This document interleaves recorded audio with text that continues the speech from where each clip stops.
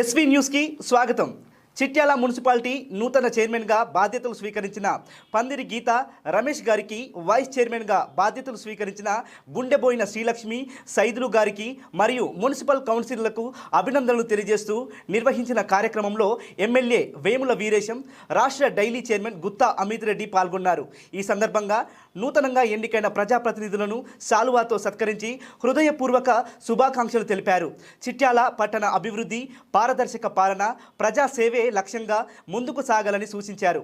ప్రజల ఆశయాలకు అనుగుణంగా మున్సిపాలిటీ సమగ్ర అభివృద్ధికి తన వంతు సహకారం ఎల్లప్పుడూ ఉంటుందని ఎమ్మెల్యే హామీ ఇచ్చారు. అదేవిధంగా రాష్ట్ర డైరీ చైర్మన్ గుత్తా అమిత్ రెడ్డి మాట్లాడుతూ తన వంతుగా మున్సిపాలిటీకి సంబంధించిన అన్ని రకాలుగా సహకారాలు ముఖ్యమంత్రి సహకారంతో ఎమ్మెల్యే వీరేశంతో చిట్యాల అభివృద్ధికి అందిస్తానని చెప్పారు.